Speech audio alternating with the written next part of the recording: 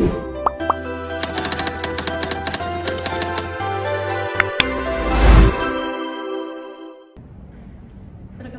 saya Intan Nuraini dengan angka NPM 2313041077, mahasiswa Pendidikan Bahasa dan Sastra Indonesia. Pada kesempatan kali ini, saya akan mempraktikkan keterampilan memberi penguatan dalam pembelajaran dengan materi mengidentifikasi cerita fiksi kelas 8 SMP. Baik, Assalamualaikum warahmatullahi wabarakatuh.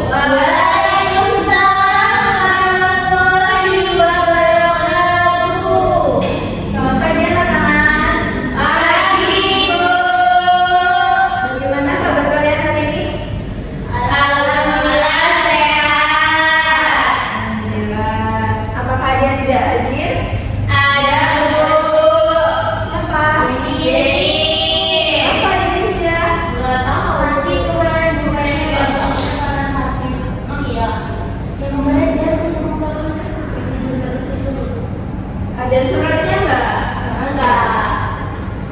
Nggak ada yang dititipin? Nggak ada Bu, apa kasih Bu kan dia nggak ada surat. Nanti apa? Nah, sebelum kita masuki pembelajaran hari ini, alangkah baiknya kita berdoa terlebih dahulu. Untuk ketua kelas, silakan memimpin doa. Baik teman-teman, untuk memulai pembelajaran kita pada pagi hari ini, mari kita berdoa menurut agama dan kepercayaan masing-masing. Berdoa mulai. Berdoa selesai. Amin. Ibu absen terlebih dahulu ya. Oke Bu. Wita Helena, Hadir Bu. Rani Agustina, Hadir Bu. Putri Aulia Zahra, Hadir Bu. Denisha Anna Adila. Apa dia Bu? Apa ya? Ya Bu. Nanti dibilangin ya Denisha kalau mau izin harus mengirimkan surat. Baik Bu. Karena di pertemuan sebelumnya kita telah membahas apa itu teks fantasi. Ada yang masih ingat apa itu teks fantasi? Cerita fantasi? Khayalan dan sesuai kenyataan. Ya benar. Jadi teks fantasi itu teks yang menceritakan tentang imajinasi atau khayalan dari penulis. Nah, pada pertemuan kali ini kita akan membahas tentang mengidentifikasi cerita fiksi. Nah, cerita fiksi ini hampir mirip dengan cerita fantasi, yaitu menceritakan tentang imajinasi atau khayalan dari penulis. Perbedaannya itu, jika di cerita fantasi, imajinasinya itu tidak bisa terjadi di kehidupan nyata, sedangkan di dalam cerita fiksi ini bisa menggambarkan nilai-nilai dalam kehidupan nyata. Nah, di sini. Cerita fiksi adalah narasi atau kisah yang dibuat berdasarkan imajinasi penulis, bukan berdasarkan kejadian nyata atau fakta. Nah, dalam cerita fiksi, penulis bebas menciptakan karakter, tempat, waktu, dan alur yang tidak harus sesuai dengan kenyataannya. Nah, dalam cerita fiksi ini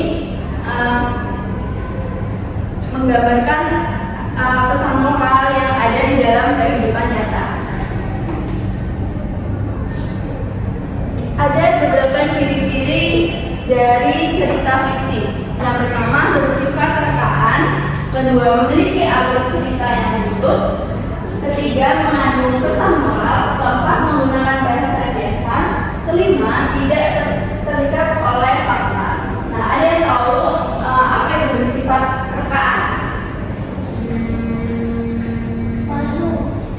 Imajinasi.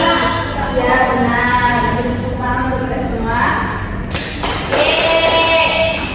Jadi cerita fiksi itu bersifat rekaan.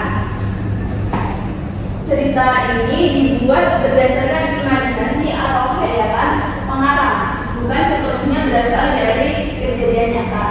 Nah, yang kedua yaitu memiliki alur cerita yang utuh.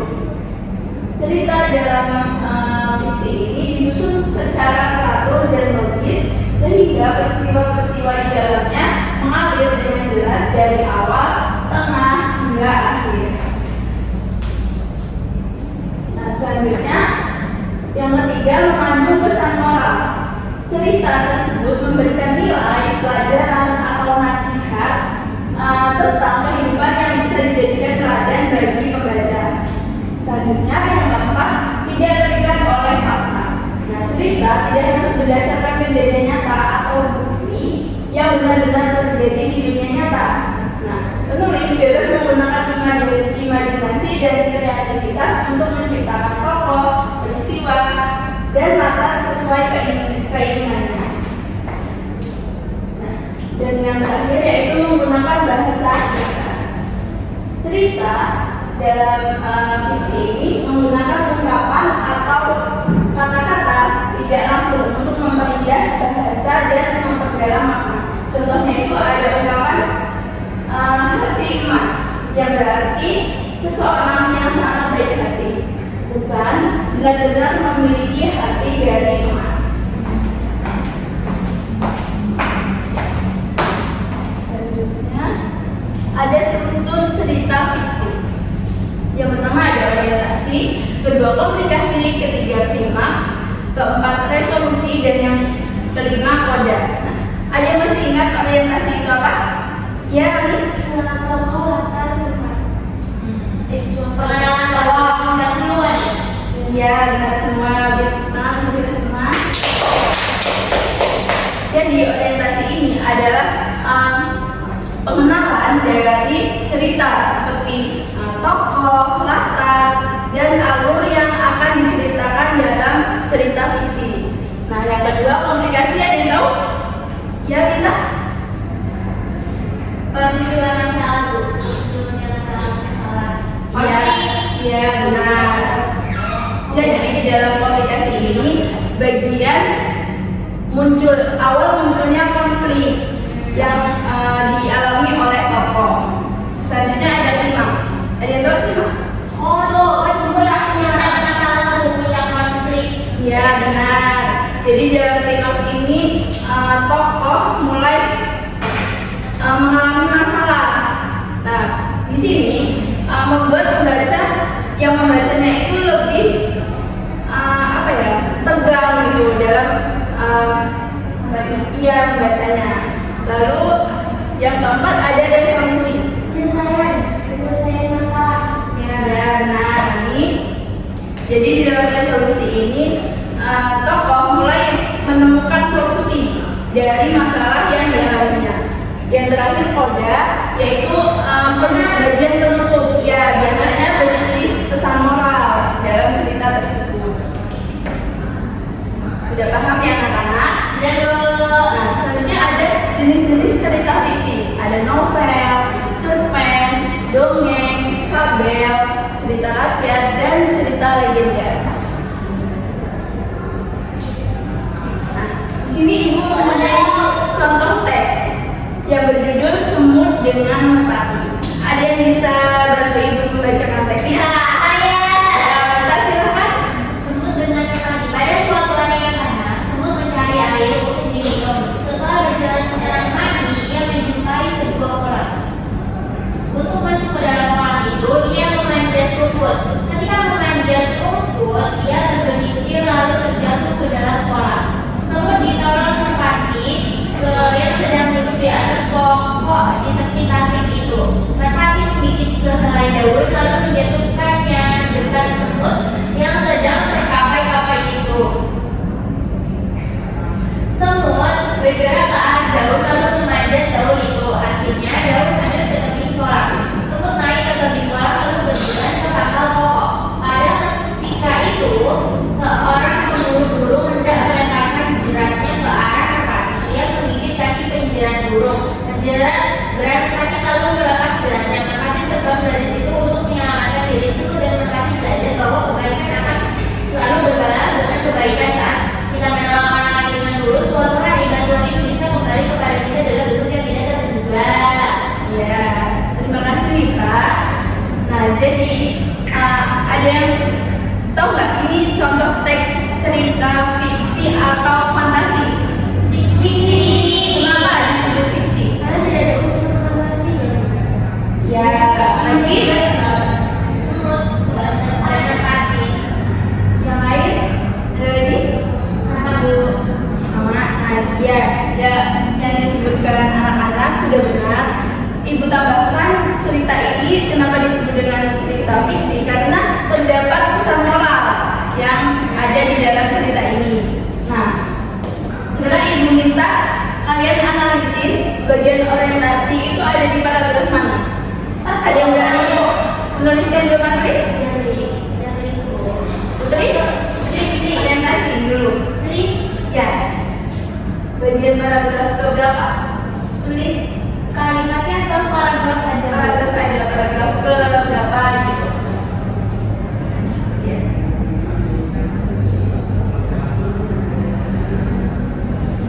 Paragraf pertama. Ya, setuju teman-teman? Setuju. Setuju. Nah, komunikasi bagian mana? Ayo. Dan Dua, tiga. Dua, tiga. Maksudnya empat, ya, ada yang mempunyai pendapat lain? Tidak?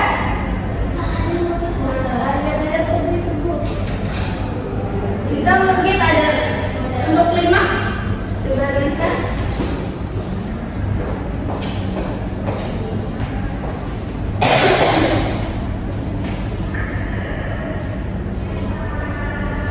Ayo, paragraf berapa?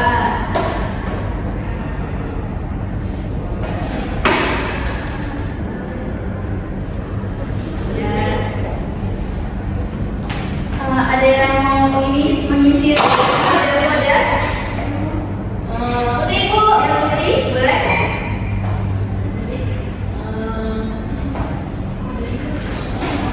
Ya, lagi.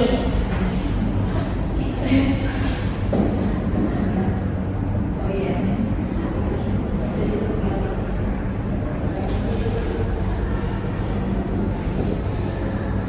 Ya, setuju untuk anak-anak? Setuju. Baik, Ibu rasa kalian sudah cukup mengerti ya bagaimana menganalisis struktur dalam cerita fiksi. Oh ya, di sini pesan moralnya itu apa dalam cerita ini? Kita harus kenal Satu tepuk tangan yang berani. Ya, Rani. harus belajar bahwa kebaikan harus berbuat baik karena kebaikan akan selalu berasal dari kebaikan. Sekarang aku menolong orang dengan tulus biar hal itu bisa kembali sama kita dan mungkin siapa tahu tidak terduga. Ya, benar. Beri tepuk tangan untuk kita semua. Sudah paham ya, anak-anak? Nah, di sini ibu mempunyai tantangan seru untuk kalian. Bacalah satu cerita fiksi dari buku pelajaran atau sumber lain yang kalian sukai. Setelah membaca, coba identifikasi struktur yang ada dalam cerita tersebut seperti ini. Ada orientasi, komplikasi, klimaks, resolusi, dan kode. Lalu tuliskan ringkasan ceritanya dalam satu paragraf dan nanti akan kalian sampaikan pesan moral apa yang bisa kalian ambil dari cerita tersebut. Ada yang ditanyakan untuk ini tugas ini? Ditulis di mana, Bu? Di buku tugas ya. Minggu depan di pertemuan selanjutnya kita akan membahas sedikit tentang materi kita hari ini. Sudah. Kesimpulan. Ada yang bisa menyimpulkan kita belajar apa pada hari ini? Ya, ini kita belajar mengenai Cerita fiksi. cerita fiksi tentang ciri-cirinya, terus strukturnya, contohnya, gitu Bu. Ya, lalu ciri-cirinya apa saja?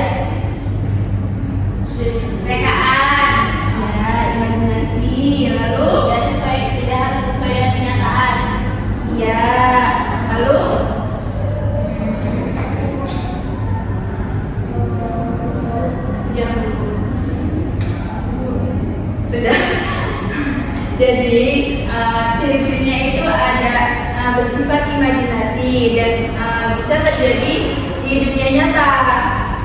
Nah, lalu ada pesan moral yang terkandung di dalamnya. Kesimpulannya, cerita fiksi adalah karya sastra yang bersifat terkaan atau hasil imajinasi pengalaman, namun tetap menggambarkan nilai-nilai kehidupan manusia. Nah, cerita fiksi ini memiliki ciri-ciri khusus dan struktur yang runtut, mulai dari orientasi, komplikasi, klimaks, resolusi, dan koda, serta mengandung pesan moral yang dapat memberi hiburan sekaligus pelajaran bagi pembaca.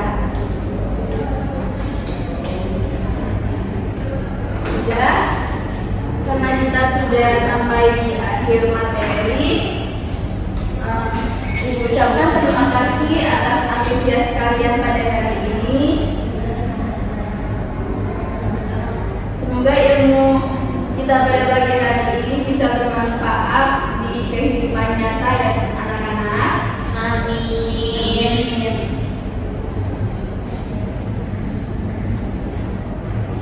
Jika tidak ada yang ditanyakan lagi, Ibu tutup pembelajaran kita pada hari ini. Jika ada kesalahan kata dari Ibu mohon maaf. Ibu tutup. Wassalamualaikum warahmatullahi wabarakatuh. Waalaikumsalam warahmatullahi wabarakatuh. Terima kasih, Bu. Selamat siang, saya Rani Augustina sebagai observer lisan dari calon guru Intan Nuraini dengan NPM 2313641077 pada tanggal 17 Oktober 2025 pada pukul 7.15 waktu Indonesia Barat dengan topik mengidentifikasi cerita fiksi kelas 8 semester 1. Pada komponen yang pertama yaitu penguatan verbal, ada kata-kata seperti benar, bagus, tepat, bagus sekali. Calon guru menggunakannya dalam penguatan pembelajaran. Kemudian, calon guru juga menggunakan kalimat pekerjaan baik sekali, saya senang dengan pekerjaanmu makin lama makin baik. Calon guru menggunakannya dalam penguatan pembelajaran. Kemudian yang kedua yaitu dalam penguatan non-verbal seperti penguatan berupa mimik dan gerak badan, penguatan dengan cara mendekati, penguatan dengan sentuhan, penguatan dengan kegiatan yang menyenangkan, penguatan berupa simbol atau benda, dan penguatan penuh dan tidak penuh. Calon guru menggunakannya dalam penguatan pembelajaran. Kemudian dalam cara penggunaannya seperti penguatan kepada kelompok siswa, penguatan kepada pribadi tertentu, memberi penguatan dengan segera, dan variasi dalam penggunaan, calon guru menggunakannya dalam penguatan pembelajaran. Kemudian pada prinsip penggunaan yaitu seperti kehangatan dan keantusiasan, kebermaknaan, dan menghindari penggunaan respon negatif, calon guru menggunakan penguatan dalam pembelajaran. Sekian dari saya sebagai observer lisan. Selamat siang.